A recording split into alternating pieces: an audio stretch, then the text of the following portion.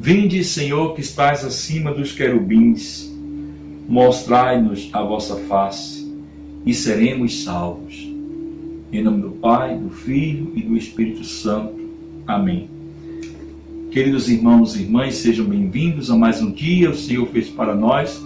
Hoje, sábado, dia 5 de dezembro de 2020, estamos na primeira semana do tempo do Advento. E eu já vou pedindo a você, deixe o seu like, o seu joinha, o seu gostei. É importante a sua participação conosco em todos os sentidos em nosso canal. Não somente ouvindo, mas participando. Por isso, venha somar conosco, venha fazer parte da nossa família, se inscreva no nosso canal, certo?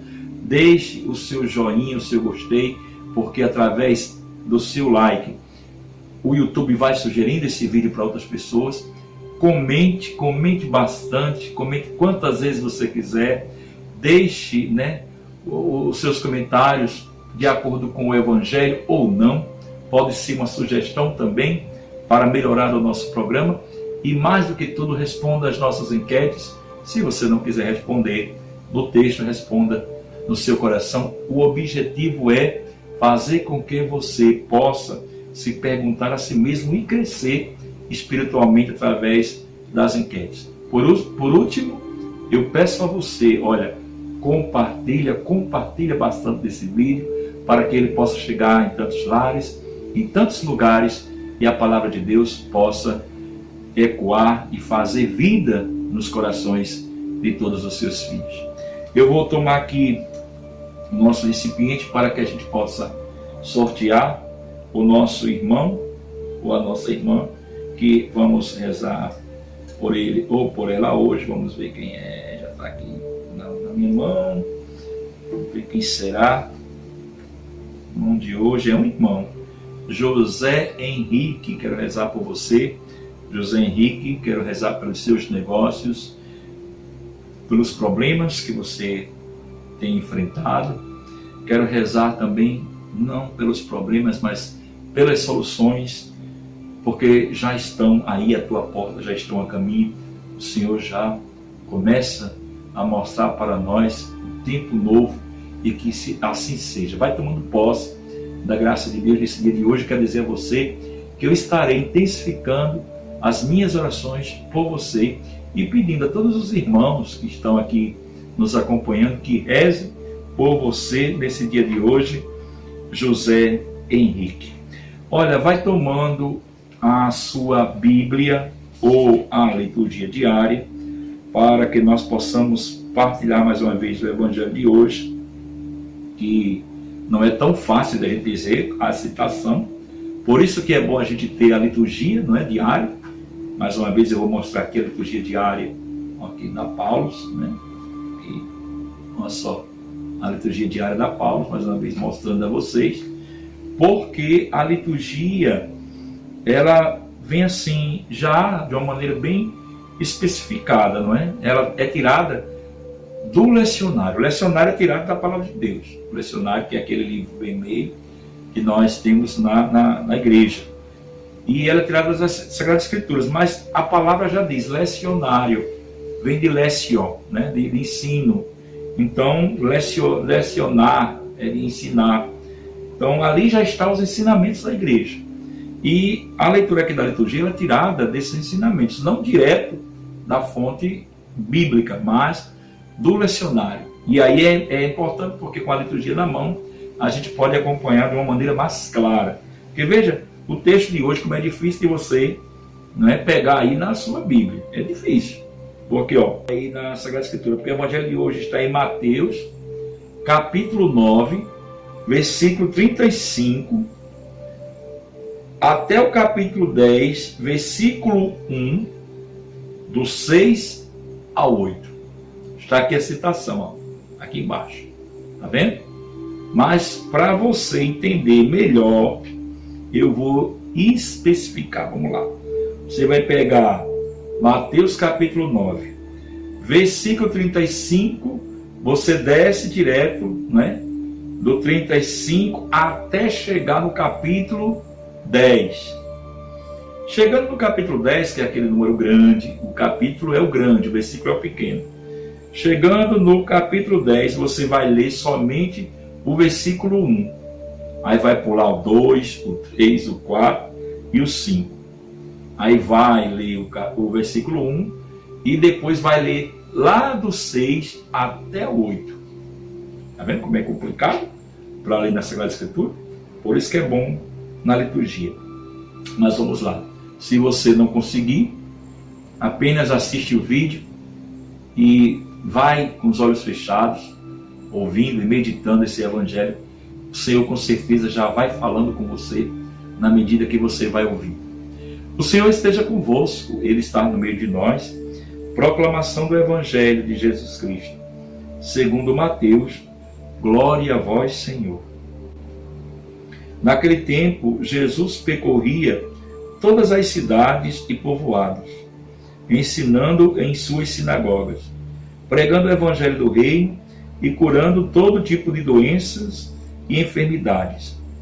Vendo Jesus as multidões, compadeceu-se delas, porque estavam cansadas e abatidas, como ovelhas que não têm pastor. Então disse a seus discípulos: a messe é grande, mas os operários são poucos. Pedi, pois, ao dono da messe que envie trabalhadores para a sua colheita.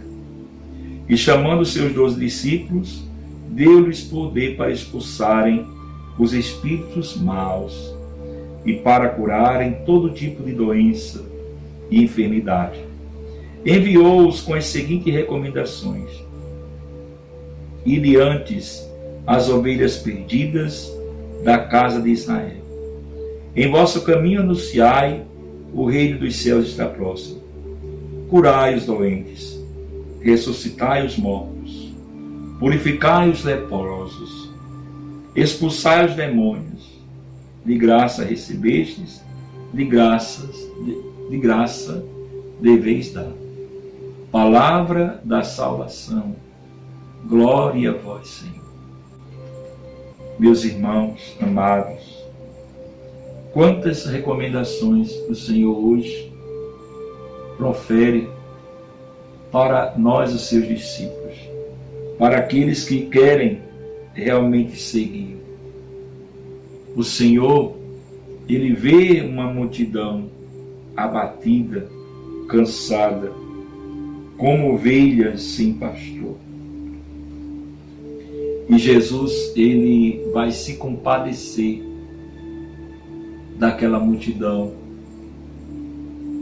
E Jesus pede que rezemos, nós, o seu povo, nós, os seus filhos, nós, os seus discípulos, rezemos pedindo ao Senhor operários para a messe, trabalhadores. O Senhor não está mandando que a gente peça empregadores, patrões, senhores. O Senhor pede servos, trabalhadores para a colheita. Meus irmãos, o tempo já está aí. Como disse em outra passagem do Evangelho, onde João, que prega a vinda de Jesus, o precursor, vai dizer que a pá, a foice, já está no pé da planta para ser cortada. Aqui está já os sinais dos finais dos tempos. Aqui já estão os sinais de que a colheita já está perto. E a colheita não é um dia infeliz. A colheita é um dia de alegria, é um dia de felicidade. Você já imaginou uma colheita sem feliz? Uma colheita infeliz se não tiver o que ser ceifado. Mas quando existe algo a ser ceifado, quando existem frutos nessa messe, então é um dia feliz. Então se aproxima, os sinais nos dão conta que se aproxima dias de colheita, dias de graça, dias de alegria. Mas é preciso que tenhamos colaboradores, que tenhamos servos, empregados para trabalhar nessa messe, que é grande, e os operários são poucos, porque muitos querem ser patrões e não operários. É comum a gente ver as pessoas dizerem: as igrejas estão cheias de gente para isso, para aquilo outro. Estão cheias de pessoas querendo ser patrões. Se servos, a gente tem pouca gente. Se você, meu irmão, minha irmã, quiser ser servo, você vai encontrar o seu espaço para servir a Deus, inclusive dentro da igreja, ou mesmo sem estar na igreja, sem estar ligado de uma maneira direta. Você vai encontrar, porque a messe, o trabalho de Deus é grande. E os operários, aqueles que querem trabalhar, suar a camisa, se doar, são poucos. Tem muita gente querendo comer a gordura e se apoderar da lã das ovelhas. Jesus já disse isso. Quem está dizendo não é o diácono, não. Quem está dizendo é Jesus. E eu mostro quando Jesus diz isso, na palavra. Porque operários mesmo, o que é um operário? O operário é aquele que recebe depois do seu trabalho, depois da colheita. A colheita não chegou ainda, não foi ainda feita, não foi realizada. Como é que você já quer receber antecipadamente? Tem muita gente que é um servo do Senhor, que está na messe, no trabalho do dia a dia, e está reclamando que ainda não recebeu. Quem é o funcionário que durante o mês de trabalho fica reclamando porque o patrão não pagou? Não chegou o dia.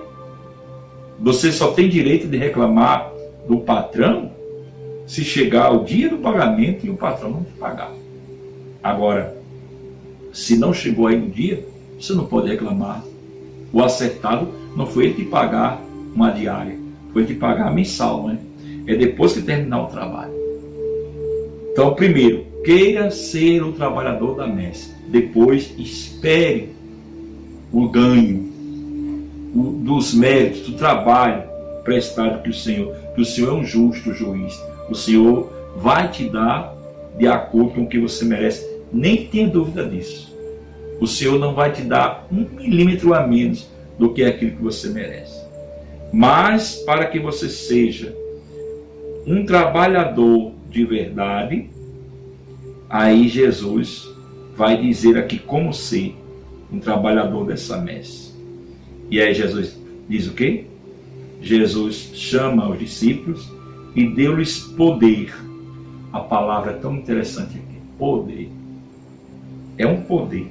Mas não é um poder para pisar dos outros. Né?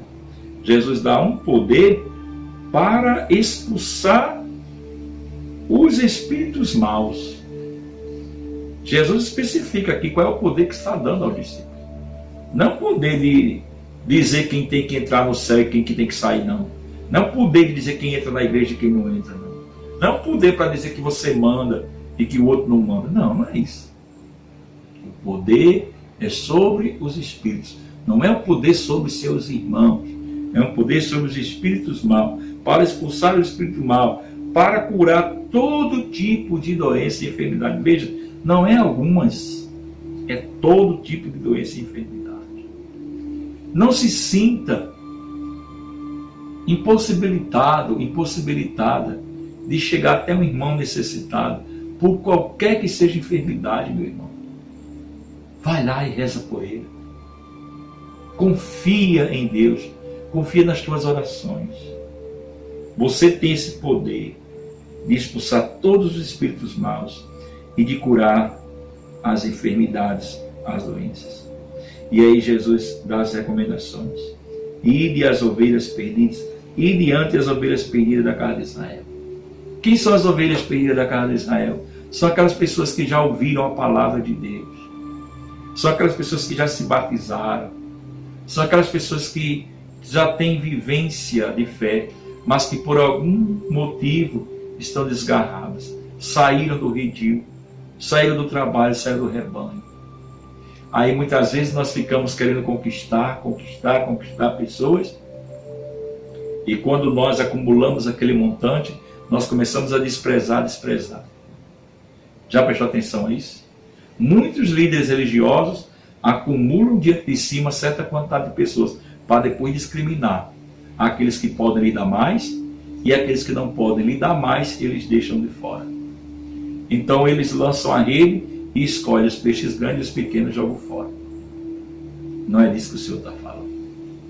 Não é isso. Vai às ovelhas perdidas.